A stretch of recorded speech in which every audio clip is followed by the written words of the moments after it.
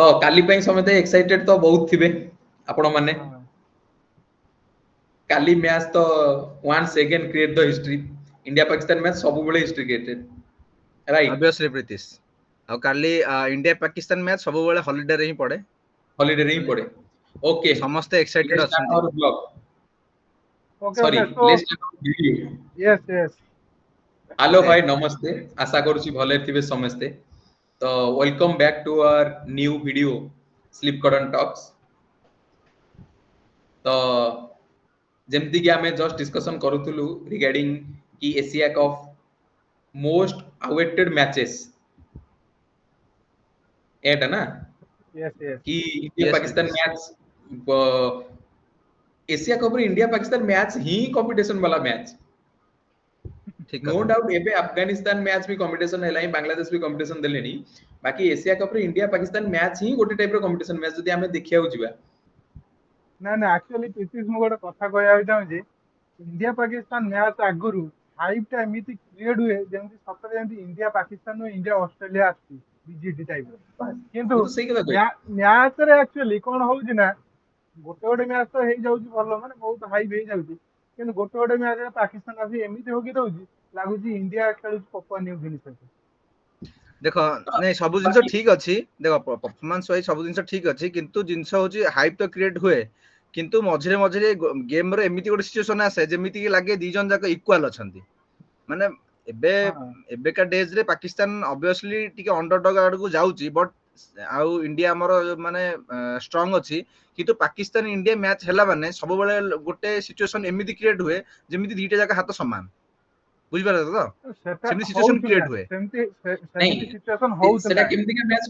गदाधर केमति कहया चाहूची रोलर कोस्टर मैच जणा परना लास्ट जाई भी किए जितिबो किए हारिबो चेंजेस हेई चले बाकी लास्ट दी 3 वर्ष होला एते इंटरेस्टेड नाही हो मैच कमी गलानी डर लागना जेमति कि देवप्रिय कहूची नहीं रिसेंटली तो मैच थिला देखो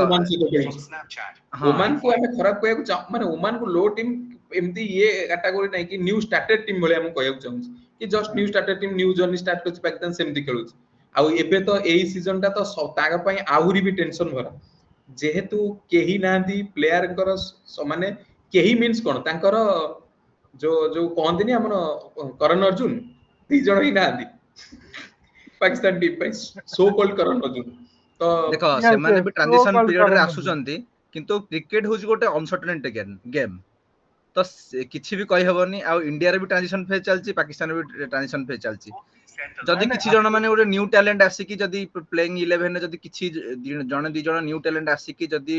मैच को ओवरकम करि परिबे माने ताकर खराब सिचुएशन रो ताले से भी गोटे नुवा सिचुएशन क्रिएट हेई पारे नुवा चैलेंज हेई पारे हमर इंडियन क्रिकेट टीम को जो माने कि माने ऑब्वियसली माने भलो प्रेशर हैंडल करि परिबे no doubt but India Pakistan match रे गोटे तमे यंग टैलेंट को नै कि तमे प्रेशर हैंडल करबा सेटा होची गोटे न्यू टास्क बुझ परछ त सी मु तो एमती कहबी कि जेमती दीटा मैच तो हमें कही परिबानी नियरेस्ट रे जो यंग टीम पाकिस्तान रो गोटे ट्राई सीरीज खेलतला अफगानिस्तान आउ यूएई सहित सेमिति तांको कॉम्बिनेशन तो कहि होबनी केमती जणा पडियो पाकिस्तान जेबे एई यंग टीम फेस करिवो इंटरनेशनल इन द सेंस माने लेवल लो प्लेयर इंडिया हेला Australia England India South Africa young talent एई टीम देन जना पडियो कि तांको कैपेबिलिटी केते तो हमें एमिति ओमान मैच जो लास्ट मैच ओमान संगे थिला से मैच रिजल्ट रू हमें किसी कंसीडर करि परिबा नाही एन तो काहे कि ना से ता जर्नी स्टार्टेड करूची हेबे क्रिकेट जर्नी ए माने ऑलरेडी स्टार्टिंग करि साइलेंट अगेन जदि हमें से एशिया कप हिस्ट्री को आसीबा तो आज यूजुअल जेमिन समय जानि चंदी 1984 रु एशिया कप स्टार्ट हेच 1984 सो ता भितरे 1984 रे कोन थिला ना ओडीआई फॉर्मेट रे नॉर्मली एशिया कप खेल होतला बट परे जेतु टी20 एशिया कप स्टार्ट होबा पछरे भी गोटे बड़ कहानी अछि जोडे हमें परे कोन गोटे डिस्कस करिया वीडियो रे ओके नियत सेटा तो जणे होई पडियो हां तो लेट्स टू द टॉपिक हां बाकी से ओडीआई फॉर्मेट रे होतला ओनली नेक्स्ट 2016 टी20 फॉर्मेट ऐड हैला जेतु टीम एमती निया गला कि वेरिएंट करे सेही टाइम रे वर्ल्ड कप को फॉर्मेट रे हो world cup format wise Asia cup को निया गला ତ 1984 ରୁ 15 ଯାଏ ଓଡିଆଇ ଫର୍ମାଟ ରେ ହେଇଛି, ଆଉ 2016 ନେକ୍ସଟ 22 25 ତିନିଟା T20 ଫର୍ମାଟ ହେଇଛି ଏସିଆ କପ୍। ସୋ ପୁଣି ନେକ୍ସଟ ଆମେ ଯଦି ଆସିବା ତାଙ୍କର ଇଣ୍ଡିଆ ପାକିସ୍ତାନ କମ୍ପିଟିସନ କୁ, ତ ଇଣ୍ଡିଆ ପାକିସ୍ତାନ କମ୍ପିଟିସନ ଭିତରେ ଇଣ୍ଡିଆ ଫେସ୍ କରିଛି ପାକିସ୍ତାନକୁ 19 ଟାଇମ୍ସ। ତ ସେଥିରୁ ସେଥିମଧ୍ୟରୁ 10 ଥର ଇଣ୍ଡିଆ ବିଜୟ ହାସଲ କରିଛି, ଆଉ ପାକିସ୍ତାନ 6 ଥର ବିଜୟ ହାସଲ, ଆଉ ନୋ ରେଜଲ୍ଟ ଅଛି 3 ଥର ନୋ ରେଜଲ୍ଟ ଅଛି। ତ ଏସିଆ କପ୍ ରେ ତ ଡୋମିନେଟ୍ କରିକି ଅଲରେଡି ଇଣ୍ଡିଆ ରଖିଛି। ତ ଆମେ ଯଦି ପୁଣି ଦେଖିବାକୁ ଯିବା କି ପାକିସ୍ତାନର ବିଜୟ କେବେ ହାସଲ କରିଛି ସିଏ, ତ ମୋଷ୍ଟ ପ୍ରୋବାବଲି ପାକିସ୍ତାନ 2004, 2008 ତାପରେ ବହୁତ ଟାଇମ ଯାଏ ପାକିସ୍ତାନ କିଛି ଜିତିନି। 2022, ତ ମୋ କହିବାର ତାତ୍ପର୍ଯ୍ୟ ଏଇଟା କି ପାକିସ୍ତାନ ମୋଷ୍ଟ ପ୍ରୋବାବଲି ଯାହା ବି ବିଜୟ ହାସଲ କରିଛି, ତ ସିଏ 2004 ପୂର୍ବରୁ ଯେବେ ତାର ଗୋଟେ ଥିଲା ଗୋଲ୍ଡେନ ଏରା ଥିଲା ସେଇ ଟାଇମରେ ବୋଲିଂ, ମାନେ ଯେତେବେଳେ ପାକିସ୍ତାନ ବୋଲର ଷ୍ଟ୍ରଙ୍ଗ ଡରଉଥିଲେ, ବୋଲିଂ ଥିଲା। ଷ୍ଟ୍ରଙ୍ଗ ବୋଲିଂ ଏଟା ପାକିସ୍ତାନ ବୋଲର ସମସ୍ତଙ୍କୁ ଡରଉଥିଲେ ଇଣ୍ଟରନ୍ୟାସନାଲ ପ୍ଲେୟରକୁ, ସେଇ ଟାଇମରେ ସେ ଏସିଆ କପ୍ କଣ୍ଟିନ୍ୟୁଅସ 5ଟା ମ୍ୟାଚ୍ ଜିତି ଦେଇଛି ସେଇ 2004 ପୂର୍ବରୁ। ବାକି ନେକ୍ସଟ ତାପରେ ବହୁତ ଟାଇମ ପାଇଁ ତାର ଗ୍ୟାପ ଥିଲା, ସବୁ ଫ୍ଲପ ହେଇ ଚାଲିଲା, ସବୁ ଫର୍ମାଟରେ ଫ୍ଲପ ବି ହେଇଛି। ଏମିତି କି ସାଉଥ ଆଫ୍ରିକା ତ ଚୋକର୍ସ ନାଁରେ ଘୋଷିତ, ବାକି ପାକିସ୍ତାନକୁ ବି ଚୋକର୍ସ ଟ୍ୟାଗ ଛାଡିଦେଲେ ହବନି, ଚୋକର୍ସ ପାଇଁ ସିଏ ବି ଯୋଗ୍ୟତା ପ୍ରତିଯୋଗିତାରେ ଅଛି। କନସିଡର କରିବା ଉଚିତ। ହଁ, କନସିଡର କରିବା ଉଚିତ, ପ୍ରତିଯୋଗିତାରେ ଅଛି। ତ ହଁ। 2022 ରେ ଗୋଟେ ବାବର ଆଜମ ନକ୍ ରେ ଜିତି ଯାଇଥିଲା ପାକିସ୍ତାନ। ତ ପ୍ରୀତିଶ ଆକ୍ଚୁଆଲି ଦେଖ ସେଟା ବାବର ଆଜମ ଜିତିଲା ଆମେ କହିପାରିବାନି, ଆକ୍ଚୁଆଲି ଆମର ଯୋଉ ଓପନର୍ସ ମାନେ ଥିଲେ ତ ସେମାନେ ଆକ୍ଚୁଆଲି ଫାଷ୍ଟ ବୋଲରକୁ ଟ୍ୟାକଲ କରିପାରିଲେନି, ସେଥିପାଇଁ ଯେହେତୁ ଜଲ୍ଦି ୱିକେଟ ପଡିଗଲା, ଆଉ ଯେହେତୁ ପ୍ରେସର ସିଚୁଏସନ କ୍ରିଏଟ ହେଇଗଲା, ତ ବହୁତ ଲୋ ସ୍କୋର ହେଇଥିଲା, ତ ସେଥିପାଇଁ ସେମାନେ ଯେ ଜିତିଗଲେ। ହଁ, ବାକି କିଛି ବି ମାନେ ତାଙ୍କଠାରୁ ତ ଆମେ ଛଡେଇ ପାରିବାନି, ସେ ଅବଭିୟସଲି ଜିତିଛନ୍ତି ମାନେ ଜିତିଛନ୍ତି ହେଲା। ହଁ ସେଇଟା ତ ସତ କଥା। କିଛି ପ୍ରେସର ଇଏ ବଗେରା ସେମିତି କିଛି କହିବାଟା ଭୁଲ, ବାକି ଆଉ ସେମାନେ ଜିତିଛନ୍ତି, ଡୋମିନେଟ୍ କରି ହଁ, ଜିତିଛନ୍ତି। ଆଉ ସେଇ 2022 ରେ ପାକିସ୍ତାନ ଏସିଆ କପ୍ ଫାଇନାଲ ଯାଇଥିଲା, ଆଉ ଶ୍ରୀଲଙ୍କା ଠୁ ହାରିକିରି ଆସିଥିଲା। ହଁ, ତ ଆମେ ଦେଖ ରିସେଣ୍ଟଲି ଆମର ଯଦି T20 ଫର୍ମାଟରେ ଇଣ୍ଡିଆ ଆଉ ପାକିସ୍ତାନର ମ୍ୟାଚ୍ ଦେଖିବା, ତ ରିସେଣ୍ଟଲି ମାନେ T20 ୱାର୍ଲଡ କପ ରେ ଆମର ହେଇଥିଲା, ତ ଯୋଉଟା କି ନ୍ୟୁୟର୍କରେ ହେଇଥିଲା, ତ ସମସ୍ତଙ୍କର ମନେ ଥିବ ଯେମିତି କି ବହୁତ ଗୋଟେ ଲୋ ସ୍କୋରିଂ ମ୍ୟାଚ୍ ଥିଲା, ଆଉ ସେଇ ମ୍ୟାଚ୍ ର ମୁଖ୍ୟ ଅସ୍ତ୍ରଧର ଥିଲେ ଆମର ବୁମରା, ଯିଏ କି I only believe on Joshi ଭାଇ। ଯେତେବେଳେ ବୁମରା କଣ କଲେ, ଯୋଉ ରିଜୱାନଙ୍କର ଯୋଉ ୱିକେଟ ଟାକୁ ନେଲେ ବୋଲ୍ଡ କରିକି, ତ ସେଇଟା ହଉଛି ମାନେ ଅଲମୋଷ୍ଟ ତ ମାନେ ମ୍ୟାଚ୍ ଆମ ହାତକୁ ଆସି ଯାଇଥିଲା। ତାପରେ ଅବଶ୍ୟ ଆମର ଅର୍ଷଦୀପ ସିଂ ଆଉ ହାର୍ଦ୍ଦିକ ପାଣ୍ଡ୍ୟା ଭଲ ବୋଲିଂ କରିକି ମାନେ ମ୍ୟାଚ୍ କୁ ଜିତେଇଥିଲେ, ବଟ୍ ମ୍ୟାଚ୍ ର ମେନ୍ ହିରୋ ଥିଲେ ଜସପ୍ରୀତ ବୁମରା। ପ୍ଲସ୍ ତା ଦେହରେ ବି ଆଉ ଗୋଟେ ଟ୍ରିକି ଥିଲା, ଏକ ତ ସେ ବୋଲିଂ ପିଚ୍ କମ୍ପ୍ଲିଟଲି ଥିଲା, ସ୍କୋର ତ ଟୋଟାଲ ଉପରେ ଇଣ୍ଡିଆ ପାସ୍ ବ୍ୟାଟିଂ କରିକି 119 କରିଥିଲା, 119 ରନ୍ ମାତ୍ର ହିଁ କରିଥିଲା କହିବାକୁ ଗଲେ। ତ ସେମିତିରେ ତ ତା ଦେହରେ plus Pakistan so called media ମାନଙ୍କର ଯୋଉମାନେ ଅଛନ୍ତି ପ୍ରପର ତ ଯିଏ କ୍ରିକେଟ ଆନାଲିସିସ୍ କରୁଥିବେ, ଯିଏ କ୍ରିକେଟର, ସେମାନେ କେବେ ବି ଏମିତି ଡିସିସନ ଦେବେନି। ଯୋଉମାନେ ଏମିତି ଅଛନ୍ତି ସୋ କଲ୍ଡ, ସେମାନଙ୍କର ସେଇ ଟାଇମରେ ମାନେ ବହୁତ ସାରା ଟ୍ରଷ୍ଟ ଆସିଯାଇଥିଲା କି ପାକିସ୍ତାନ ଜିତିବ ହିଁ ଜିତିବ। ହଁ, ଆଉ ସେ ବହୁତ ସାରା ଭିଡିଓ ବି ତା ଭିତରେ ବନେଇ ବି ଦେଇଥିଲେ, ତ ଜିତି ହବନି। ଖାଲି ବାକି ଖାଲି ବାକି 2024 ନୁହଁ, 2022 ରେ ମଧ୍ୟ ଯେତେବେଳେ ହଁ 8 ବଲ୍ 28 ରନ୍ ଥିଲା, ଆଉ ବିରାଟ କୋହଲି ଶୋ ଷ୍ଟାର୍ଟ ହେଇନଥିଲା, ସେମାନେ ଛାତିରେ ଷ୍ଟାର୍ଟ ହାତ ବାଡେଇ କହୁଥିଲେ ପାକିସ୍ତାନ ଜିତି ହବ, ଜିତିଗଲା, କାହିଁକି ନା ବାକି ହାରିସ୍ ରହୁ ପଛେ। ସେତେବେଳେ ରନ୍ ମେସିନ୍ କିଙ୍ଗ କୋହଲି ଆଉ ଇଣ୍ଡିଆନ ଟ୍ରେଜର ଏ ଟାଇମ ଦି ଜଣ ହିଁ ଏକଲା ଗୋଟେ ସାଇଡ ରେ ପେଲିଦେଲେ। କିଛି କେହି କିଛି କରିବି ପାରିଲେନି, ଗୋଟେ ସାଇଡ ଏକଲା ହିଁ ଜିତେଇ ଦେଲେ ମ୍ୟାଚ୍ ଟାକୁ। ଏଗେନ୍ ଏମିତି ନାହିଁ, ଏକଲା ତ କହିବାକୁ ସେମିତି ନୁହଁ। ନା ନାଇଁ। ରିଷଭ ପନ୍ତର 42 ରନ୍ ବି ବହୁତ ଟ୍ରିକି ଥିଲା ସେ ପିଚ୍ ରେ। ହଁ, ଆଉ ଆକ୍ଚୁଆଲି ସେଇ ପିଚ୍ ରେ ଗୋଟେ ଜିନିଷ ଏମିତି ଥିଲା କି ଷ୍ଟାର୍ଟିଂ ତ ଭଲ ମିଳୁଥିଲା, କିନ୍ତୁ ଏଣ୍ଡିଂ ହବା ବେଳକୁ ୱିକେଟ ବେଶୀ ପଡୁଥିଲା। ତ ଯିଏ ବି ସ୍ଟ୍ରେଟ୍ ବ୍ୟାଟର ହଉଥିଲା, ସିଏ ବି ଆକ୍ଚୁଆଲି ସେଟ୍ ନଥିଲା ସେ ପିଚ୍ ରେ। ସେଇଟା ଆକ୍ଚୁଆଲି ପୋଡୁଚାଷ ଫିଲ୍ଡ ଥିଲା। କାହିଁକି ନା ପରଥରୁ ଟେକିକି ଆଣିଥିଲେ ନା। କିଛି ଦିନ ପାଇଁ ବନେଇଦେଲେ, ଭାଇ ଭାଙ୍ଗି ନେଇଗଲେ ଟୋଟାଲ କନସେପ୍ଟ। ଗ୍ରାଉଣ୍ଡ ବି ଭାଙ୍ଗିଦେଲେ। ସବୁ ଗ୍ରାଉଣ୍ଡ, ସେଇ ଗ୍ରାଉଣ୍ଡ କଥା ହିଁ କହୁଛି ନା, ପୋଡୁଚାଷ ସେଇଟା ଥିଲା। थोड़ी ना थिला फील्ड ओके ठीक अछि तो आमे बैक टू हमर कालीर मैच को पळे आसीबा इंडिया नहीं पाकिस्तान आउ दीटा मु भाबुची किछिटा स्टार्ट शेयर करदेले हबो India Pakistan previous match okay okay हाँ ओके तो जेमती गदाधर कहला कि न्यूयॉर्क मैच कथा तो अगेन ता पूर्व तो पुणी 2023 रो 2023 रे हमर जोटा अहमदाबाद वाला मैच अहमदाबाद रो जोटा हमर ओडीआई वर्ल्ड कप ओ ODI sorry format yes yes ODI format रे थिला यस यस ओडीआई फॉर्मेट रे तो गोटे जिंस मन थिबो कि जो कि हार्दिक पांड्या हमर इंजर्ड हो जाइथिले सेही मैच रे जोटा कि हमको माने बहुत दुख देइथिला आ तापर जेतु से खेलिलेनी हार्दिक पांड्या तो ताको हम बहुत कमी तो मिस हां बहुत ହେଇଥିଲା इंडिया रो लक फसी गला एमती कहय पड़ी एक्चुअली हार्दिक पांड्या गोटे no doubt class player India team में आउ सेमिति 2023 सारा पूरा whole series time whole world cup time India performance करी आसी गोटे जस्ट बास गोटे डाउन हेगला से वर्ल्ड कप पाई वेट करतला हेटा तो दुखदायक थिला समस्त मन रखछन 2023 रे हारिबाटा बाकी ठीक ठाक थिला सब ऑब्वियसली सब ठीक ठाक थिला बाकी पाकिस्तान तो जीत जाइथिले हमें एते वर्ल्ड कप इंडिया से माने एक्चुअली एबे हाइप कमी गला इंडिया पाकिस्तान बाकी गोटे टाइम रे इंडिया पाकिस्तान मैच देखिया पई लोग पागल माने टिकट एबे तो टिकट सेल आउट ही होनी टिकट सेल ही ହଉନି हेनी मु सुनिया पाउची ନା ତା रिसेंट दुबई ପଛରେ ହଁ ତା ପଛରେ ଆକ୍ଚୁଆଲି ବହୁତ ରିଜିନ୍ ଅଛି हां ରିଜିନ୍ ତ ହେଲା बहुत सारा ମେନ୍ ତ ହଉଛି ଯୋଉ କଣ୍ଟ୍ରି ଭିତରେ କନଫ୍ଲିକ୍ଟ ଏବେ ଚାଲିଛି ସେଟା ତ ମେନ୍ ରିଜିନ୍ मेन रीजन ହଁ ଆଉ ସେଟା ବି ହବା ଦରକାର କାହିଁକି ନା ଯଦି ତମେ ଗୋଟେ ଦେଶର ନାଗରିକ ମାନଙ୍କୁ ତମେ ରେସପେକ୍ଟ ଦଉନ ତ ତମେ ଯୋଉ ସେ ମାନେ ଆଜ ପାକିସ୍ତାନୀ ତମେ ବି ରେସପେକ୍ଟ ଡିଜର୍ଭ କରୁନ ସେଟା ତ ମୁଁ ଭାଇ ଖୋଲା ଖୋଲି କହୁଛି नहीं देव ତ ଏବେ ଏବେ देवप्रिय ଯୋଉ एक्चुअली देख नेशनलिटी ठीक अच्छी बट हमर देख क्रिकेट बोली नुह आमे देख एबे के क्रिकेट हमर माने बहुत पॉपुलर स्पोर्ट हे गनी तो सेति आमे क्रिकेट ऊपर माने कथा होचे तो अलगा किछि भी खेल अछि हॉकी हे गला माने ओलंपिक स्पोर्ट्स हे गला सब अलगा जिंस भी बहुत किछि अछि किंतु जिंस राइट होची कोन देख क्रिकेट रे भी गोटे मानकर अथॉरिटी अछि तो वंस जदी माने शेड्यूल हे जाइछि गोटे मैच हबो बोली तो सेटा डेफिनेटली हबो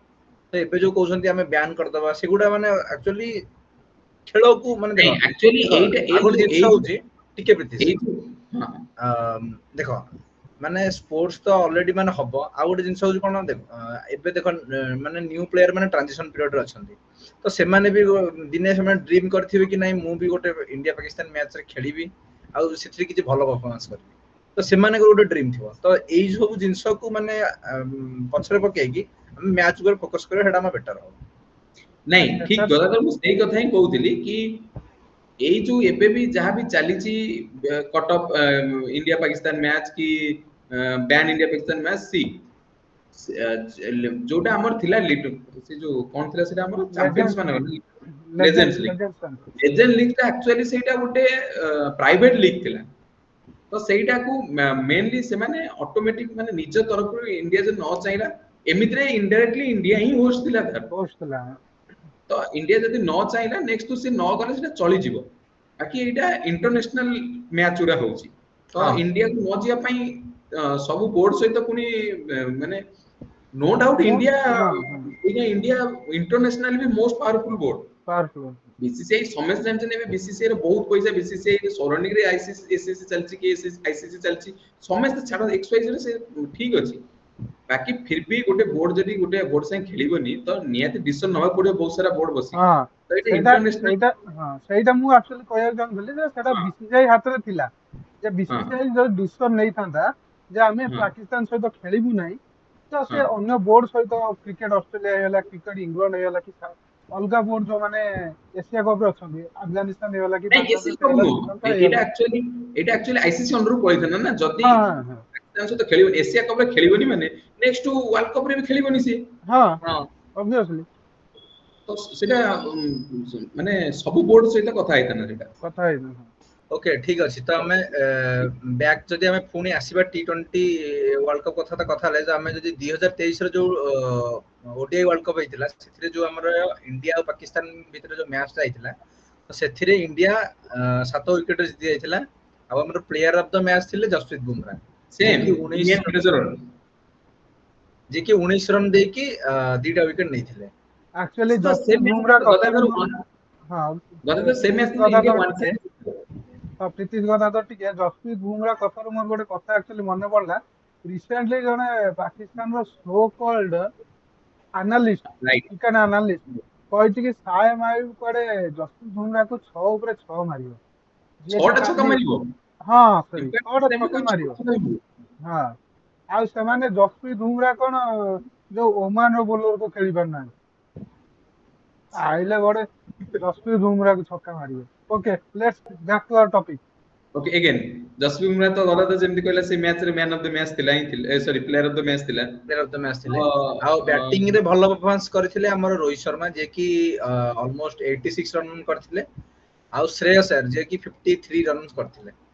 ଆଉ ମ୍ୟାଚ୍ ହଁ ଟିକୁ ଆମେ 30 ଓଭର ଭିତରେ ଜିତି ଯାଇଥିଲେ କାରଣ ଟାର୍ଗେଟ ବେଶୀ ନଥିଲା ଓନ୍ଲି 192 ଥିଲା 192 ୱାନ୍ ସାଇଡ୍ ଜିତିଲେ କହିଲେ ବି କିଛି ପ୍ରୋବ୍ଲେମ ହବନି ପ୍ରୋବ୍ଲେମ ହବ ତ ପ୍ରିଭିୟସ୍ ସେମିତି ପୂର୍ବରୁ ଗୋଟେ ଯଦି ୱାର୍ଲଡ କପ୍ କୁ ଛାଡିଦବା ନେକ୍ସଟ ଯିବା ଆମେ ନେକ୍ସଟ ମାନେ ତା ପ୍ରିଭିୟସ୍ ୱିନ୍ କୁ ତ ଏଗେନ୍ 2023 ର କଲମ୍ବୋ ବାଲା ମ୍ୟାଚ୍ ସେଠି ବି ପାକିସ୍ତାନ ମାନେ ଚୋକ୍ କରି ଯାଇଥିଲା କିନ୍ତୁ ସେଠି ବି ୱାନ୍ ସାଇଡ୍ କହିବାକୁ ଗଲେ ଏସିଆ ୱାନ୍ ସାଇଡ୍ ହଁ cup Asia cup ODI one format ରେ ସାଇଡ୍ ସେ ହିଁ ବି ଜିତେ ଓଡିଆଇ ଫର୍ମାଟ ଥିଲା ହଁ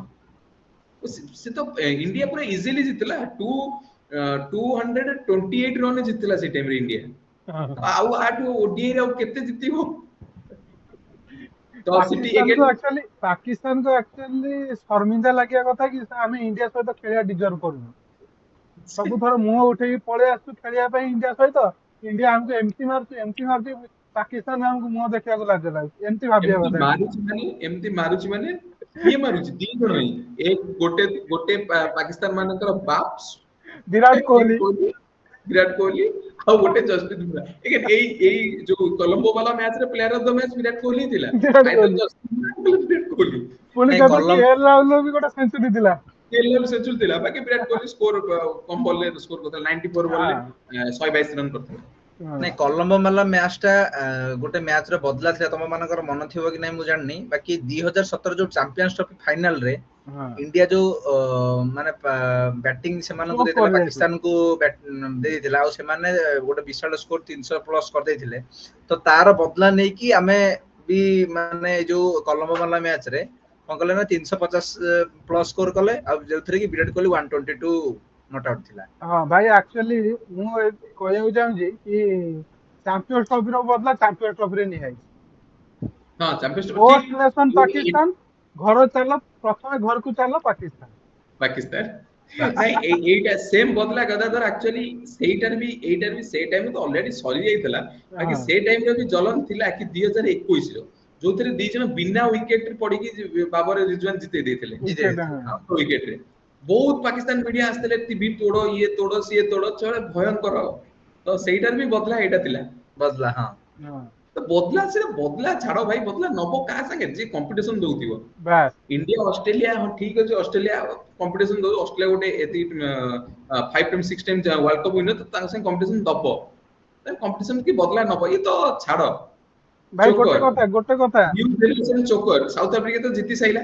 ପାକିସ୍ତାନ ତ ଆଉ କି ଜିତୁ ବି ନାହିଁ ଚୋକ୍ କରୁଛି ତ ଏବେ ସାଉଥ ଆଫ୍ରିକା ଚୋକର୍ସ ତ ନୁହଁ ଏବେ କଦାପି ମୋ ମତରେ ଏବେ new generation choker Pakistan obviously I agree bro ତ ଏଗେନ୍ ଯଦି ଆମେ ପୁଣି ଆଉ ଗୋଟେ ୱିନ୍ କୁ ଆସିବା ଗୋଟେ ତ ମାନେ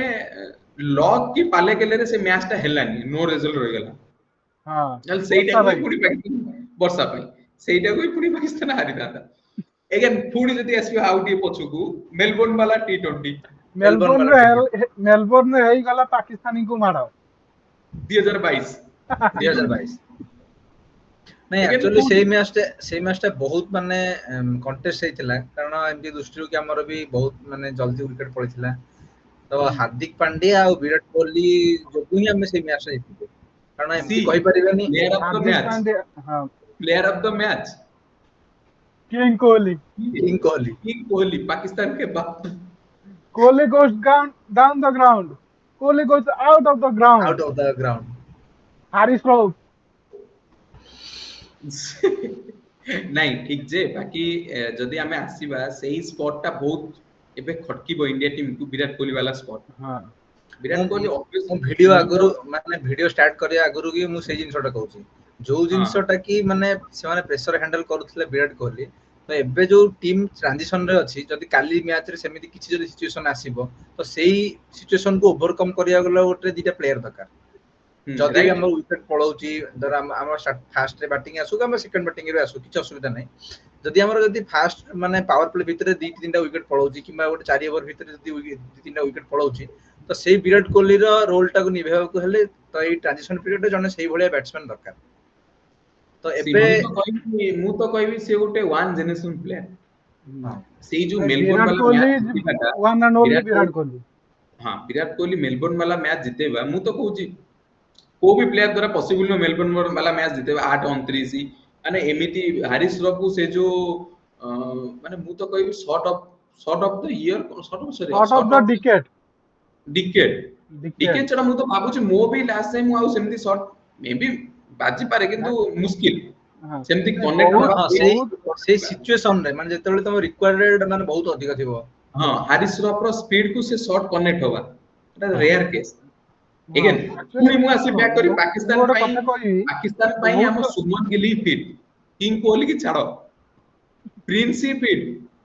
କିଙ୍ଗ କୋହଲି ତ କିଙ୍ଗ ପର କଥା, ନା ନା କିଙ୍ଗ ତ କିଙ୍ଗ ପର କଥା କିଙ୍ଗ ଏରା ଗଲା, ଏବେ ପ୍ରିନ୍ସ ଏରା ଆସିଲା। ଆସିଲା। ତ ପ୍ରିନ୍ସ ଏବେ କିଛି କମାଲ କରିବେ, ଆମର ତ ନିଶ୍ଚୟ ନିହାତି ମାନେ ଗୋଟେ ହୋପ ଅଛି ପ୍ରିନ୍ସ ଉପରେ, ଯେହେତୁ ଭାଇସ କ୍ୟାପ୍ଟେନ ମଧ୍ୟ, ଫ୍ୟୁଚର କ୍ୟାପ୍ଟେନ ମଧ୍ୟ, ତ ପ୍ରିନ୍ସ ଉପରେ ତ ଆମର ତ ନିଶ୍ଚୟ ହୋପ ଅଛି। ଆଉ ତମେ ଯୋଉ ଆକ୍ଚୁଆଲି ସରି ଗଦାଧର, ତମେ ଯୋଉ କଥା କହିଲ କି ବିରାଟ କୋହଲିର ଯୋଉ ସିଚୁଏସନ ଯୋଉ ଭଳିଆ ପ୍ରେସର ହ୍ୟାଣ୍ଡେଲ କରୁଥିଲା, ତ ସେମିତି ଆଉ କିଏ ହ୍ୟାଣ୍ଡେଲ କରିପାରିବ? ତ ମୋ ମତରେ ଏଟା ଆକ୍ଚୁଆଲି କରିପାରିବ ଆଇ ଥିଙ୍କ ସୂର୍ଯ୍ୟ କୁମାର ୟାଦବ, କାହିଁକି ନା ତା ପାଖରେ ସେ ଆବିଲିଟି ଅଛି ତ, ଠିକ ଆବିଲିଟି ଯେ ଅଛି। ଦେଖ ବାକି ଆବିଲିଟି ବି ଅଛି, ବଟ୍ ତିନିଟା ଫର୍ମାଟ ମତେ ପାଇଁ ତିନିଟା ଫର୍ମାଟର ପ୍ଲେୟାର ବିରାଟ କୋହଲି ଥିଲେ। ସୂର୍ଯ୍ୟ କୁମାର ତ ତିନିଟା ଫର୍ମାଟ ପ୍ଲେୟାର କେବେ ବି ନୁହଁ। ବିରାଟ କୋହଲି ମାନେ ଇଣ୍ଡିଆକୁ, ମୁଁ ତ କହୁଛି ବିରାଟ କୋହଲି MS ଧୋନି ଟାଇମରେ ଗୋଟେ ଟାଇମ ପାଇଁ ପାକିସ୍ତାନ ଠାରୁ ହାରିବା ମନା ଥିଲା, ପାକିସ୍ତାନ ଠାରୁ ହାରିବା ପାପ ଏମିତି ତାପ ଲାଗୁଥିଲା। MS ଧୋନି ଏରାରେ ବିରାଟ କୋହଲି ଜିତିବ ହିଁ ଜିତିବ। ତାପରେ ବିରାଟ କୋହଲି ବହୁତ କଜନ ଇଣ୍ଡିଆ ଟିମକୁ ପ୍ରୋଭାଇଡ କରିକି ଆସି 10 ବର୍ଷ 12 ବର୍ଷ ଯାଏଁ ସେ ତ କଣ୍ଟିନ୍ୟୁଅସଲି ତିନିଟା ଫର୍ମାଟରେ, ମାନେ ଏଇ ଲାଷ୍ଟ କେତେ ବର୍ଷ ଭିତରେ କଣ୍ଟ୍ରୋଭର୍ସି ହେଲା, ଇଏ ସାରା ହେଲା, ଇଏ ହେଲା, ସେବେ ସେ ରେଷ୍ଟ ନେଇଛି। ତା ପୂର୍ବରୁ ତ କେବେ ବି ରେଷ୍ଟ ନେଇନି, ମାନେ କଣ୍ଟିନ୍ୟୁଅସ ଖେଳି ଚାଲିଛି, ଆଉ ପରଫରମାନ୍ସ ଦେଇ ବି ଚାଲିଛି ସେମିତି। ରନ୍ ମେସିନ ଥୋଡି ନା ସେମିତି କୁହାଯାଇଛି।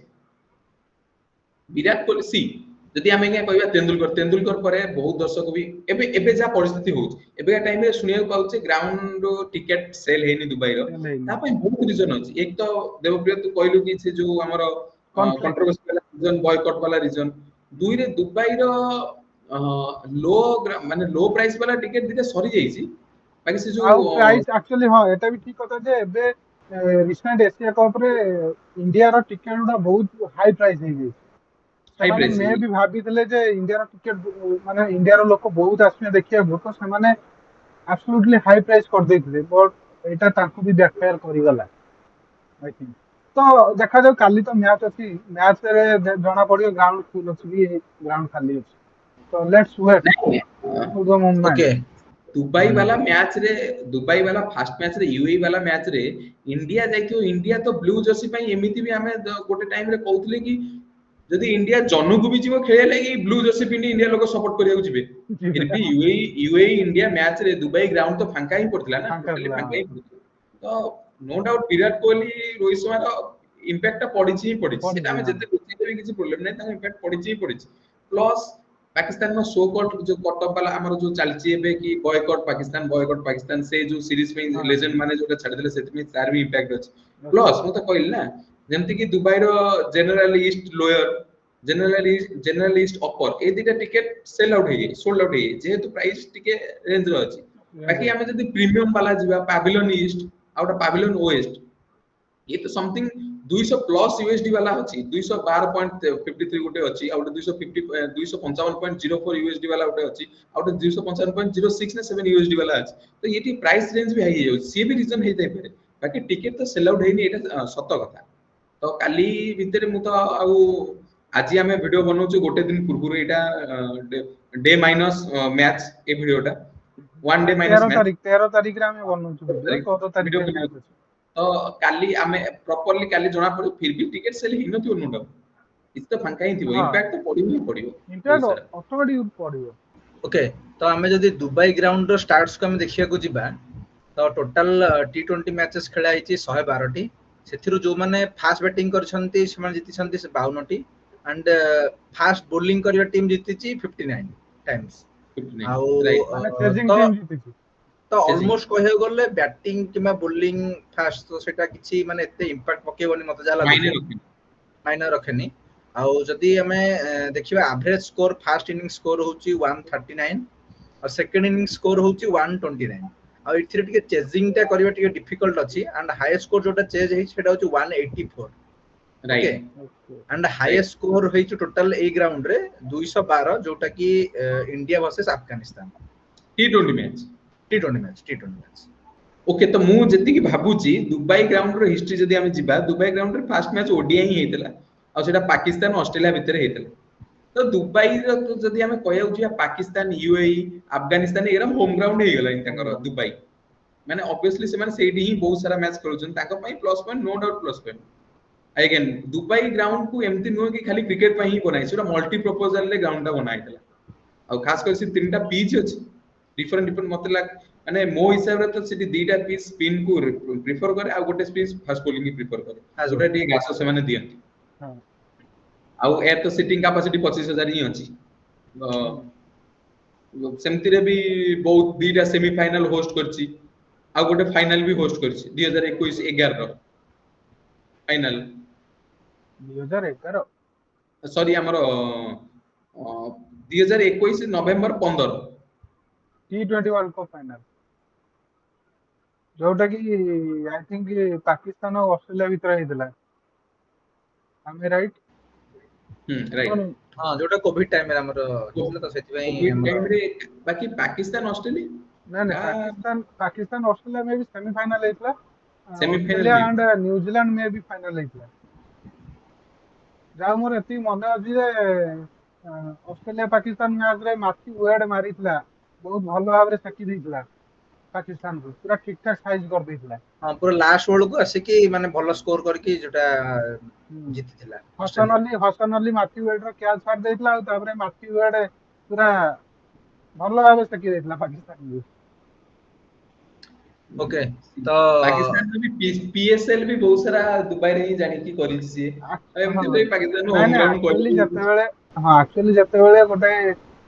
ପାକିସ୍ତାନ ଓ ଶ୍ରୀଲଙ୍କା ମ୍ୟାଚ୍ ରେ ପାକିସ୍ତାନରେ ଯୋଉ ଟେରୋରିଷ୍ଟ ଆଟାକ୍ ହେଇଥିଲା ତାପରେ ଯୋଉ ପାକିସ୍ତାନକୁ ପୁରା ଟୋଟାଲି ବ୍ୟାନ୍ କରିଦିଆଯାଇଥିଲା କି ପାକିସ୍ତାନ କୌଣସି ମ୍ୟାଚ୍ ଇଣ୍ଟରନ୍ୟାସନାଲରେ ହୋଷ୍ଟ କରିପାରିବ ନାହିଁ ପାକିସ୍ତାନରେ नहीं ତାପରେ ସିଏ ଦୁବାଇ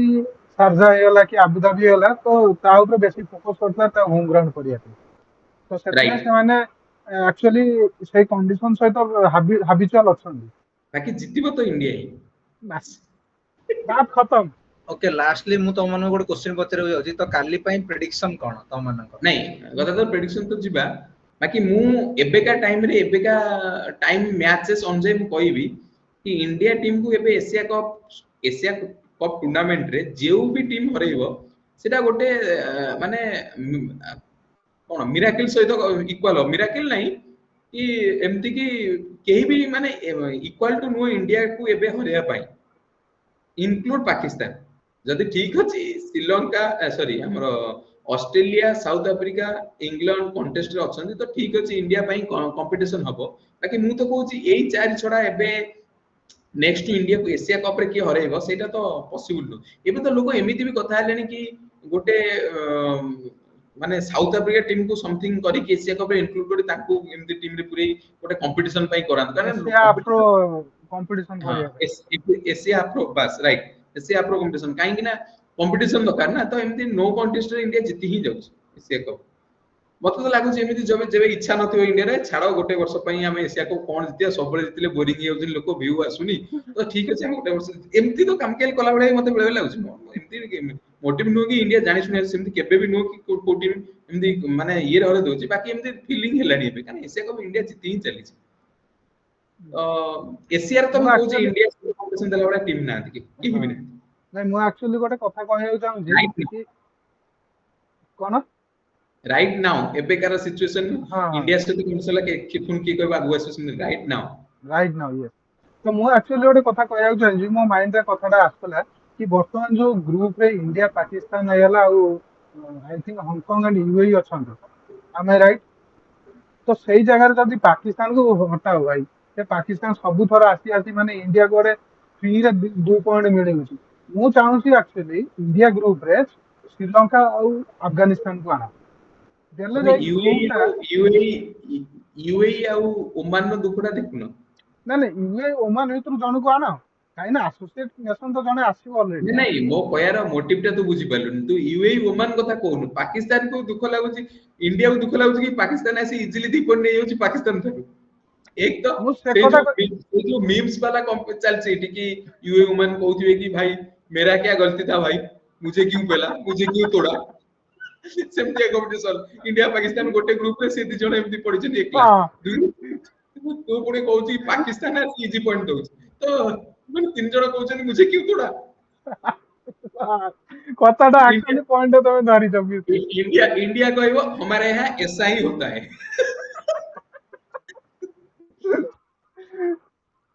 ଠିକ ଠିକ। ତ ମୁଁ ଆକ୍ଚୁଆଲି ନାଇଁ ନାଇଁ ଗୋଟେ ଯଦି କମ୍ପିଟିସନ ଟାଇପକୁ ଆମେ ଆସିବା, ତ ମୁଁ ଚାହୁଁଛି କି ଇଣ୍ଡିଆ ହେଇଗଲା, ଶ୍ରୀଲଙ୍କା ହେଇଗଲା ଆଉ ଆଫଗାନିସ୍ତାନ ହେଇଗଲା, ତ ଯଦି ଗୋଟେ ଗୋଟେ ଗ୍ରୁପରେ ରହିବେ ତ ଗ୍ରୁପ ଟା ଟପ୍ ହବ। ଆଉ हाँ नो ସେଥିରୁ ଜଣା ପଡିବ ଆକ୍ଚୁଆଲି ଯେ ଇଣ୍ଡିଆର ମାନେ ଇଏଟା ଆବିଲିଟି ଟା କଣ।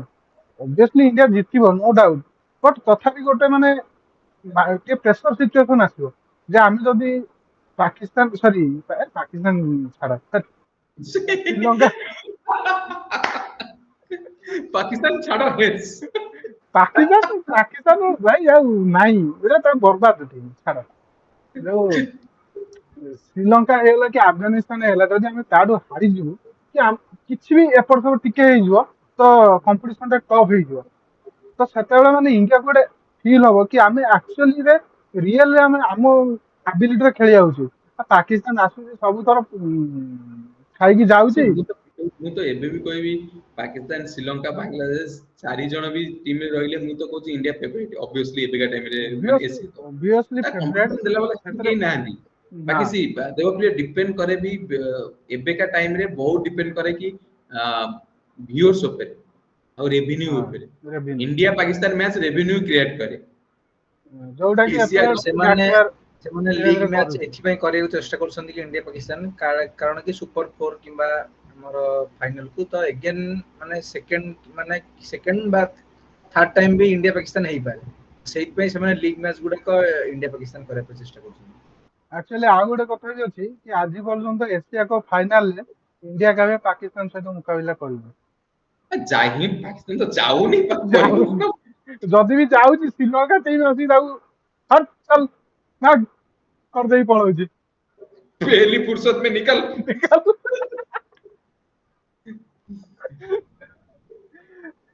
ओके ओके ଓକେ ଠିକ ଆମେ ଅଛି, ତ ଆମର ବହୁତ ଏସିଆ କପ୍ ମଜାମସ୍ତି ହେଇଗଲା। ହଁ ବହୁତ ମଜାମସ୍ତି ହେଇଗଲା ଭିଡିଓରେ। ତ ଲାଷ୍ଟଲି ମୁଁ ପଚାରିବି ତ କାଲିର ପ୍ରେଡିକ୍ସନ କଣ? No doubt India. ନାଇଁ ଏବେ ମୁଁ ତମକୁ ଆଉ ଟିକେ ଅଟକଉଛି। ମତେ ଲାଗୁଛି ତମେ ବହୁତ ଜଲ୍ଦିରେ ଅଛ ତ ଏସିଆ କପ୍ ପ୍ରେଡିକ୍ସନ ତ ଦବା। ବାକି ଆମେ ତ ରେଗୁଲାର ଭିଡିଓ କରୁନେ ଏକରେ ରେଗୁଲାର ଏସିଆ କପ୍ ଭିଡିଓ କରିବା କହିଥିଲେ ତ ବହୁତ ସାରା ପ୍ରୋବ୍ଲେମ ଲାଗି ଅଡିଏନ୍ସ ମାନେ ତ ବହୁତ ସାରା ଜାଣିଛନ୍ତି ବି ଆମ ପ୍ରୋବ୍ଲେମ। ତ ଆମେ ଏସିଆ କପ୍ ର ଯୋଉ ଲାଷ୍ଟ 2ଟା ମ୍ୟାଚ୍ ହେଇଛି ତ ତାକୁ ଟିକେ ଜଣେଇଦବା ଆମ ଅଡିଏନ୍ସ ମାନଙ୍କୁ କିଏ ଜିତିଲା କିଏ ହାରିଲା କି କେତେ ସ୍କୋର ହେଇଛି ଲାଷ୍ଟ 2ଟା ମ୍ୟାଚ୍। ଲାଷ୍ଟ ଦିଟା ମ୍ୟାଚ୍ ହେଇଛି। ଆରେ ଏବେ ଯୋଉ ହଂକଂ ଆଉ Bangladesh and O Pakistan and Oman ଇଏ ବାଲା ମ୍ୟାଚ୍ ଏବେ ଯୋଉ ଭାଇ ବଡ କଥା ହେଲା ପାକିସ୍ତାନ କେମିତି ଓମାନ ଠୁ ଜିତି ଯାଇଛି। ସେ ପୁଣି 93 ରନ୍। ବାଃ, ନାଇଁ ନାଇଁ ମଜା ସାଇଡରେ ବାକି ମଜା ହଁ। ଓମାନ ନୂଆ ଟିମ୍ ତ ଠିକ ଅଛି ତା ନାଇଁ ଅନୁସାରେ ଆକ୍ଚୁଆଲି ଓମାନ ଟିମ ର ତାଙ୍କର କ୍ୟାପ୍ଟେନ ବି ଗୋଟେ କଣ କହିଥିଲେ ଆଇ ଥିଙ୍କ ଯେ ଆମ ପାଇଁ ଏଟା ଗୋଟେ ଇନ୍ସପିରେସନ କି ଆମକୁ ଲାଗୁଛି ଆମେ ଗୋଟେ ୱାର୍ଲଡ କପ୍ ଟିମ୍ ସହିତ କମ୍ପିଟ୍ କରୁଛୁ ବୋଲି। ତ ଏମିତି କିଛି ତାଙ୍କର ଗୋଟେ ଷ୍ଟେଟମେଣ୍ଟ ଥିଲା, ତ ଯାହା ବି ଭଲ ଅଛି। ଆଉ ତାଙ୍କୁ ଆକ୍ଚୁଆଲି ଏଇଭଳିଆ ଯୋଉ ଆସୋସିଏଟ ନେସନ ଅଛନ୍ତି, ଓମାନ ହେଇଗଲା କି ହଂକଂ ହେଇଗଲା, ତ ଏମାନଙ୍କୁ ଆକ୍ଚୁଆଲି ଗ୍ରୋ କରିବାର ଅଛି। ଆମର ଆକ୍ଚୁଆଲି ଇଣ୍ଡିଆର ଏବେ ଷ୍ଟାବିଲିଟି ଅଛି କି ଇଣ୍ଡିଆ 2ଟା କି 3ଟା ଟିମ୍ T20 ରେ ଗଠନ କରିପାରିବ। ତ ମୋର ବି ଆକ୍ଚୁଆଲି ଏଇଟା ବହୁତ ଦିନ ଗୋଟେ ମାନେ ମାଇଣ୍ଡରେ ଅଛି। ତ ଯଦି ଇଣ୍ଡିଆ ଗୋଟେ ଟିମ୍ ବି କି ଟିମ୍ ସି କରିକି ସରି ଓନ୍ଲି ଆସୋସିଏଟ ନେସନ ସହିତ ମ୍ୟାଚ୍ କରେଇବ, ତ ଯାହାହେଲେ ବି ତାଙ୍କୁ ବି ଗୋଟେ ଏକ୍ସପିରିଏନ୍ସ ହବ ଇଣ୍ଡିଆ ସହିତ ଖେଳିବାର। ଆଉ ଏଟା ଗୋଟେ ଭଲ ଭଲ ପ୍ଲସ୍ ପ୍ଲସ୍ ପଏଣ୍ଟ ତାଙ୍କ ହବ ପାଇଁ ତମକୁ। ବି ପ୍ଲେସମେଣ୍ଟ ମିଳିବ କି ଭିଓର ହଁ ମିଳିବ ତାଙ୍କୁ, ଆଉ ତାଙ୍କୁ ହଁ ସେ ବି ହାଇଲାଇଟ୍ ହେବେ। ହେବେ, ଆଉ ବାକି ତାଙ୍କ ସେମାନେ ଟ୍ୟାଲେଣ୍ଟ ଟା ବି ସାରା ଦୁନିଆ ଦେଖିବ, ସାରା ଦୁନିଆ ଦେଖି ଟ୍ୟାଲେଣ୍ଟ ଟା ତାଙ୍କ ଭିତରେ ରହିଯାଉଛି। ରହିଯାଉଛି। ଠିକ କିନ୍ତୁ ଜିନିଷ ହଉଛି ସେଇଗୁଡାକୁ ଇଣ୍ଡିଆ ମାନେ ଦେଖିବେ, କିନ୍ତୁ ଜିନିଷ ହଉଛି ସେଠି ମାନେ ପଇସା ବାହାରେ ଯୋଉଟା କି ରେଭିନ୍ୟୁ କଥା ପଳେଇ ଆସିବ, ତ ସେଠି ରେଭିନ୍ୟୁ ଜେନେରେଟ ହେବା ବହୁତ କମ,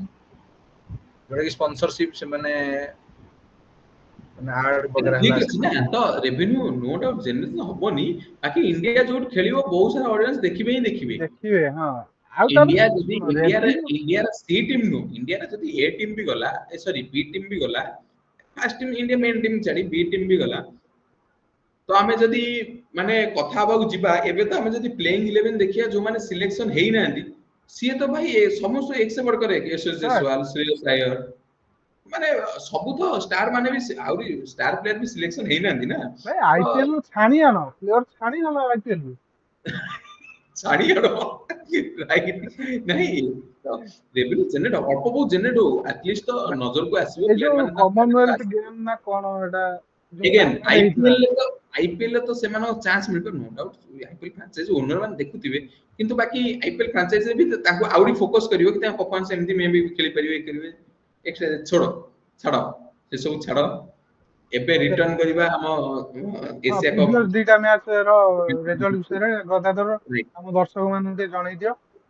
ଦେନ୍ ୱିଲ୍ ମୁଭ୍ ଫରୱାର୍ଡ। ତ ଆମର ଗଦାଧର ତମେ ମ୍ୟୁଟ କରିଦେଇଛ। ଗ୍ରୁପ ରେ ଅଛ, ତ ଭାଇ ଟିକେ ପ୍ରେସର ରହିଯାଉଛନ୍ତି, ବହୁତ ପ୍ରେସରରେ, ତ ହଁ ସେ ହ୍ୟାଣ୍ଡେଲ ପ୍ରେସର କରିପାରୁନାହାନ୍ତି, ହ୍ୟାଣ୍ଡେଲ ଯୋଉଟା କାଲି କରିପାରୁନାହାନ୍ତି। କାଲି ହ୍ୟାଣ୍ଡେଲ କରିବାକୁ ପଡିବ। ଶୁଣ, ଆକ୍ଚୁଆଲି ଆରେ ଇଣ୍ଡିଆ ଇଣ୍ଡିଆ ଇଣ୍ଡିଆ କାହା ମ୍ୟାଚ ହେଇଥିଲା? ଆମ କଥା କହିବାକୁ ଯିବା, ଆମର ଗଦାଧର ସେଲିବ୍ରିଟି, ତାଙ୍କ ପାଇଁ ଆମକୁ ତାଙ୍କ ପାଇଁ ଆପଏଣ୍ଟମେଣ୍ଟ ନବାକୁ ପଡୁଛି। ହେ ରହ। କୁହ, ଠିକ ଅଛି ଗଦାଧର କହ। ଓକେ ଠିକ ଅଛି, ତ ଆଫ୍ଟର ଆମର ଯୋଉଟା ଇଣ୍ଡିଆ ଆଉ ୟୁଏ ମ୍ୟାଚ ହେଇଥିଲା, ତାପରେ ହଉଛି ଆମର ବାଂଲାଦେଶ ଆଉ ହଂକଂ ଭିତରେ ହେଇଥିଲା ଥାର୍ଡ ମ୍ୟାଚ, ଯୋଉଟା କି ବାଂଲାଦେଶ 7 ୱିକେଟ ଜିତି ଯାଇଛି, ଆଣ୍ଡ ସେଟା ବି ବହୁତ ଲୋ ସ୍କୋରିଂ ମ୍ୟାଚ ହେଇଥିଲା, ଆଣ୍ଡ ଯୋଉଟା କି ହଂକଂ ଫାଷ୍ଟ ବ୍ୟାଟିଂ କରିକି 143 ରନ ସ୍କୋର କରିଥିଲା, ସାତ ଆଉ ୱିକେଟ ବାଂଲାଦେଶ ବିନିମୟ। ହଁ, ଆଉ ବାଂଲାଦେଶ ତାକୁ 17.4 ଓଭରରେ ଚେସ୍ କରିଦେଇଥିଲା 3ଟି ୱିକେଟ ହରେଇ, ଆଣ୍ଡ ବେଷ୍ଟ ବ୍ୟାଟର ଥିଲେ ଆମର ଲିଟନ ଦାସ, ଯିଏ କ୍ୟାପ୍ଟେନ ଆଉ ୱିକେଟ କିପର, ଯିଏ କି 59 ରନ ସ୍କୋର କରିଥିଲେ, ଆଉ ତୌହିଦ ହୃଦୟ ସିଏ ବି 35 ରନ ସ୍କୋର କରିଥିଲେ। ବାଂଲାଦେଶର, ବାକି ହଂକଂ ବି ଭଲ ଖେଳିଥିଲା ସେ ମ୍ୟାଚରେ, ଆମେ ନୋ ଡାଉଟ ତାଙ୍କୁ କିଛି ତାଠୁ କିଛି ଛଡେଇବାନି, ହଂକଂ ବହୁତ ଭଲ ଖେଳିଥିଲା। ନାଇଁ 143 ରନ ମାରିଛି ଯେତେବେଳେ, ତ ଅବଭିୟସଲି ଭଲ ଖେଳିଥିବ ନା। ଓକେ ତ ଓକେ, ତ ନେକ୍ସଟ ମ୍ୟାଚ ଆମର ଯୋଉଟା କି ଥିଲା ପାକିସ୍ତାନ ଆଉ ଓମାନ ଭିତରେ, ତ ମ୍ୟାଚ ଟି ଏତେ ବି ଇଣ୍ଟରେଷ୍ଟିଂ ହେଇନଥିଲା, ବଟ ଯେହେତୁ ପାକିସ୍ତାନ ଖେଳୁଥିଲା, କିନ୍ତୁ ଯେହେତୁ ପାକିସ୍ତାନ ଇଏ ଖେଳୁଥିଲା। ଓକେ ସମସ୍ତଙ୍କୁ ଇଶାରା କାଫି। ଓକେ, ତ ପାକିସ୍ତାନ ଆମର ଫାଷ୍ଟ ବ୍ୟାଟିଂ କରିକି 160 ରନ ସ୍କୋର କରିଥିଲେ 7 ୱିକେଟ ବିନିମୟରେ, ଓ ନୋ, ଆଣ୍ଡ ଓମାନ ଦୁର୍ଭାଗ୍ୟବଶତଃ 67 ରନରେ ଅଲ ଆଉଟ୍ ହେଇଯାଇଥିଲେ, ଆଣ୍ଡ ଦୁନିଆକୁ ଛୁଇଁ ପାରିନଥିଲେ। 16.4 ଓଭରରେ, ସେଥିରେ ଯୋଉଟା ବି କି ସେଥିରେ ବି ସାଇନ୍ସ ଆଫ୍ରିଦିକୁ ଭଲ ଭାବେ କୁଟି ଦେଇଛନ୍ତି। ହଁ, ସେଥିରେ ବି ସାଇନ୍ସ ଆଫ୍ରିଦି ଭଲ ଭାବରେ ପିଟି ପୁଣି ଦେଇଛନ୍ତି। ଫାଷ୍ଟ ଓଭରରେ ଫହିମ ସାଇନ୍ସ ଅସରଫ ଆଫ୍ରିଦିର ଫହିମ ଅସରଫ ସାଇନ୍ସ ଆଫ୍ରିଦି ଠାରୁ ଫାର ବେଟର ବୋଲିଂ କରିଛି। फार बेटर बॉलिंग होती है। Okay let's forget that topic, छोड़ो छोड़ो ठीक पाकिस्तानी को छोड़ो, है, पाकिस्तान छोड़ो, वो वाला मैच भी छोड़ो। छोड़ो बास। ओके गदाधर, ଯଦି ଆମେ ଇଣ୍ଡିଆ ପାକିସ୍ତାନର ପ୍ରେଡିକ୍ସନ କୁ ଆସିବା, ତମକୁ କଣ ଡାଉଟ ଲାଗୁଛି ଯେ ଇଣ୍ଡିଆ ହାରିଯିବ? ପ୍ରେଡିକ୍ସନ ହାରିଯିବ ଏମିତିଆ କଥା ବାପୁ, ସରି ଦେବପ୍ରିୟ, ତୁ ପଳା, ତୁ ପାକିସ୍ତାନ ଯିବା କଥା, ପାକିସ୍ତାନ ହିଁ ତୋ ଇଲାଜ ହେଇପାରିବ। ନାଇଁ ନାଇଁ ନାଇଁ ନାଇଁ ନାଇଁ ନାଇଁ, ବହୁତ ଡାଇହାର୍ଡ ଫ୍ୟାନ ଲାଗୁଛି ତୁ ମତେ ପାକିସ୍ତାନର। ଏରେ ଭାଇ ପାକିସ୍ତାନକୁ ରୋଷ୍ଟ କରିବାକୁ ମତେ ଆଗକୁ ଛାଡିଦବ, ଏମିତି ରୋଷ୍ଟ କରି ପାକିସ୍ତାନ ବି ଶର୍ମେଇକି ପଳେଇବେ। ଓକେ ଠିକ ଅଛି, ବଟ ଫିର ବି ଆମେ ଗୋଟେ ପ୍ରେଡିକ୍ସନ ନବା, ଯଦି ମାନେ ସ୍କୋର କେତେ କଣ ହବ ବୋଲି ତମେ ଆଶା କରୁଛ? ଭାଇ ଯେତେ ହଉ ଇଣ୍ଡିଆ ଜିତିବ, नो डाउट, ବାସ୍, बात खत्म। ସେ ଯୋଉ ଫିର ଇଏ ବି ବାଲା ପ୍ରୀତି ସିଲେକ୍ସନ। ପ୍ରୀତି माइक ଯଦି ड्रॉप। ଇଣ୍ଡିଆ ପ୍ରୀତି ଯଦି ଇଣ୍ଡିଆ ଫାଷ୍ଟ ବ୍ୟାଟିଂ କଲା, ତ କେତେ ଭାବୁଛ ସ୍କୋର ହବ? ଭାଇ କାଲି ଗୋଟେ ରେକର୍ଡ ହେଇଛି ମଧ୍ୟରାତ୍ରିରେ, ଇଂଲଣ୍ଡ 300 ପାର କରି ଯାଇଛି ସାଉଥ ଆଫ୍ରିକା ଏଗେନଷ୍ଟରେ, ତ ମୁଁ ଚାହୁଁଛି କି ସେଇଟା आसंता काली इंडिया आउथरे पार कर जाऊ against Pakistan so called Pakistan but Devpriya so सेटा होची ना ही पाकिस्तान सो कॉल ना ही पाकिस्तान सो कॉल बिग मंगा कहि परिबो यस भिखारी so call no sorry big मंगा सो कॉल कहि मु पाकिस्तान अपमान इंटरनेशनल भिखारी स्वाहा सी आमे जति प्रेडिक्शन को आसीबा अगेन तो मते तो लागुची सेम कि इंडिया भाबी को इंडिया पई पाकिस्तान तो पर कथा मु इंडिया पई कहूची इंडिया भाबियो कि जो टूटाई नहीं उसे तोड़ना क्यों बस एई वाला मते भी लागुची कि जदि सेम पिच आउ सेम फ्रेंडली एति की जेति की स्पिन फ्रेंडली थिला से पिच टा माने ड्राई भी थिला ग्रास भी थिला बोथ फ्रेंडली थिला बाकी मते तो लागुतला त छोट छोट क्रैक थिला टिके क्रैक थिला मते तो फील भी हेतला फास्ट ईयर की बेसी स्पिन फ्रेंडली हबो सेति लागि इंडिया तीनटा स्पिनर सहित जाइतला अगेन जदि सेही टाइप रो फील्ड रहिला तो no doubt India same team सहित जीवो स्पिनर को नहीं सेम टीम सहित आउ इन केस अगर किछि भी एमदी किछि भी हैला कि ग्रास रहिला टिके कि फास्ट बॉलिंग फ्रेंडली हैला तो तीनटा स्पिनर रु मे बी से काको न बसई पारे काहे कि ना अटैकिंग बॉलिंग ऑप्शन जे जीवो तो जाई पारे शिवम दुबे को अल्टरनेट करि पारे अर्शदीप सिंह सहित जदि बैटिंग गोटे कमेइबो इफ ओके मु तो जदि प्रेडिक्शन दबा जीबी तो मु दीटा देबी अर्शदीप सिंह इन शिवम दुबे आउट और स्पिनर तो गो बसे विथ द सेम टीम हां go with the same team same team Arshdeep Singh in Shivam Dubey out बाकी ट्रिकी चेंजेस हबो जदि से कुलदीप की वरुण चक्रवर्ती का बसे अर्शदीप सिंह को इन करिवो बाकी सेटा मते लागुनी करिवो कारण कुलदीप यादव आ वरुण चक्रवर्ती जो लेवल बोलिंग करूचंदी ताको बसेबा एते सहज नु हां आउ से जो फॉर्मेट रे जो पिच रे भी सेमानका कैपेबिलिटी अछि विकेट टेकिंग रो आउ आउ रहला अक्षर पटेल को से एज ए ऑलराउंडर भी बैटिंग यूज करबो ऑलराउंडर बैटिंग ऑलराउंडर भी यूज करबो चाहिए सो अक्षर पटेल लो गोटे प्लस में नो डाउट बॉलिंग खाली बॉलिंग थिले ऑब्वियसली अक्षर पटेल से से माने रिस्क नै की अर्शदीप सिंह को पूरी थांदा बाकी जेहेतु ऑलराउंडर हिसाब से देखियाउ जीवो तो मु कहूची कि दीटा ऑप्शन अछि अर्शदीप सिंह इन आइदर अक्षर पटेल और शिवम दुबे आउट आउ सब टीम इक्वल ए दीटा ही जो चेंजेस हो जदी in case fast bowling friendly pitch हैला नाही तो इंडिया सेम टीम रे जीवो मु तो भाबुची हम तीन जण मत भी समान कि ए दी जण इन अर्शदीप इन ए दी जण में आउट की भाई शुभम दुबे एका काफी छाड़ दियो सब सेही शंकर गला विजय शंकर विकेट नहीं जाउची तांकर ओपनर रो आ शुभम दुबे तो ताठू भलो बोलर भलो बॉलिंग भी करिची करी जी अ, तो मोर मत रहबे कि देख जेहेतु दीटे जाक टीम जीति के आछंदी तो सेमानक टीम मते लागुची टीम 11 अनचेंज ही रहबे सेम मु तो कहल ना सेम जो टूटाई नहीं उसे तोड़ना की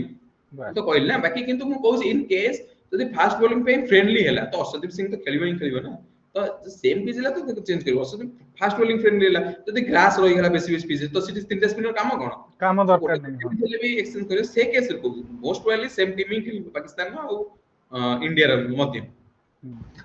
फिर भी तो गोटे ट्विस्ट रही पारे जेमति कि हमर गौतम गंभीर एरा जेते हमर चलची तो ऑलरेडी माने हम केही भी प्रेडिक्शन कर नथिले कि अर्शदीप को हमें बसे बोली फर्स्ट मैच रे तो जदी काली किछि ट्विस्ट आसी पारे देखा जाऊ आसले आसियो नो टेंशन जमा टेंशन नहीं कथा तो बट इंडिया जीती गछ बस इंडिया छाड़ो भाई किंग नहीं तो प्रिंस अछि ट्रेजरर तो अच्छी प्रिंस तो अच्छी स्काई दी अछि जन दी जन जदी किछि भी हला संकट मोचन हिसाब रे हार्दिक पांड्या तो अछि बस बस किछि भी हैला कुंफू तो मिस्ट्री बॉलर अछि चाइना मैन अछि सब अछंती जमा तमे टेंशन नियनि जो अरे होगा चाइना मैन ने एडी सब गोटे कुछ ट्विस्ट अछि आज पर्यंत पाकिस्तान वाला कुलदीप रा हाथरू पड़ी भी पाइलेनी एशियन कंट्री बस कुलदीप को बॉल बस पकोउची एशियन कंट्री जेहेतु फ्रेंड स्पिन फ्रेंडली हबा कथा कुलदीप यादव तो आज पर्यंत पड़ी पाइलेनी कुलदीप यादव एबे तो अगेन गोटे मिस्ट्री बॉलर पळे आसलेनी वरुण चक्रवर्ती नारे ताकू कोन पड़ी ओके बहुत लंबा वीडियो हे गेलानी एडिटिंग करला बेल को भी हमर हबो तो वीडियो हमें समाप्त करिया ना कोन कहउछ बंधुगण ओके ओके ठीक अछि देवप्रिय हम तो वीडियो एंड कर दबा बाकी जेमिति कि हमर इंडियन स्टैंडर्ड टाइम आ आमे दिल से इंडियन तो हमर सब जिंस लेट एमिति भी आमे इरेगुलारिटी वीडियो करूचे तो आमे कथा बा भितरे आ गोटे जिंस भी जेति आमे एशिया कप रो लास्ट दिटा मैच जणेले कि कोन हेतला के विजय करथिला आमे कथा बा हमर टॉपिक कहबा भितरे माने इंडिया पाकिस्तान नो विषय कहबा भितरे आ गोटे जिंस हे सारची बांग्लादेश को श्रीलंका हरई सारची 6 विकेट विनिमय रे तो सॉरी 6 विकेट विनिमय न 6 विकेट सहित हरई सारची आ 32 बॉल बाकी थिला हरई सारची जेमति कि आज 13 तारिख रे बांग्लादेश श्रीलंका मैच थिला आ बांग्लादेश 139 रन करथिले आ बांग्लादेश तरफरु शामिम हुसैन 42 हाईएस्ट रन करथिले आ जाकिर अली मध्ये 41 करथिले नॉट आउट दी जन नॉट आउट थिले बहुत तो बांग्लादेश रो अगेन गोटे टिके मु तो कहबी टिके हारास वाला परफॉर्मेंस थिला काने श्रीलंका बैटिंग देखी आ पिच देखि मते लागिला कि एमि लागिलान जे एटा बैटिंग पिच थिला आ बांग्लादेश 139 रन 5 विकेट रे ही करिछि जदि इन केस ऑल आउट हे जांता ठीक अछि ता पई ऑल आउट हे गला तो इन द सेंस बाकी स्लो खेलतिला बहुत तो मु तो कहबी एटा କାହିଁକିନା बहुत स्लो ଫାଷ୍ଟ ଓଭର ହିଁ ୱିକେଟ ପଳେଇଥିଲା। काहे कि ना ହଁ ଠିକ श्रीलंका ଅଛି ବଟ୍ ବାଂଲାଦେଶ ଯଦି ଫାଷ୍ଟ ଇନିଂସ ଆମେ ଦେଖିବା ତ 5 ୱିକେଟ ଗଲା ପରେ ଜାକର ଅଲି ଆଉ ଆମର ସମିମ ହୁସେନ ଯେ କି ମାନେ ଭଲ ପାର୍ଟନରସିପ କରିକି ସ୍କୋର କୁ 139 ଯାଇ ନେଇଥିଲେ ତ हां ଭଲ ठीक अछि ପାର୍ଟନରସିପ ହେଇଥିଲା। जे गोटे एंड रो ठीक अछि 5टा विकेट गला पर सेमान रन ठीक अछि बाकी मु तो कहबी स्लोइंग खेलतला कारण एमिति भी नेक्स्ट टू भी से हिट करि परिथांते एते 34 बोलले 42 34 बोलले 41 न जाएंगी हां सिचुएशन सेमिति क्रिएट हेतला ऑब्वियसली खेलिया चाहिए बाकी किस तो हिट ठीक अछि कि फिट सेमान को परफॉर्मेंस वाइज ठीक तो सेमान देइछन कारण 5टा विकेट गला पर बाकी श्रीलंकार बैटिंग देखि तो मते लागिला कि फास्ट अननेसेसरी विकेट उरा पळेला आ जल्दी जल्दी विकेट जो सेतले स्लो हो गेला कारण 14 ओवर ही से 15 ओवर ही श्रीलंका जीत जाई 140 रन स्कोर कर देछि आ पुनी ओनली 4 विकेट हरैछि श्रीलंका आ जेमति कि मु कहली बांग्लादेश रे जे हाईएस्ट रन स्कोर थिले आ श्रीलंका तरफरु जो अनिंदु असरंगा 4 ओवर बॉलिंग करी 25 रन 2 गोटी विकेट नेथिले सी अगेन यदि श्रीलंका बैटिंग को आसीबा तो श्रीलंका रो मु तो एबे का टाइम रे कहबी श्रीलंका बहुत डिपेंड करे जो बैट्समैन ऊपर प्रथम निशंका से हाफ सेंचुरी स्कोर करथिले कारण सी ही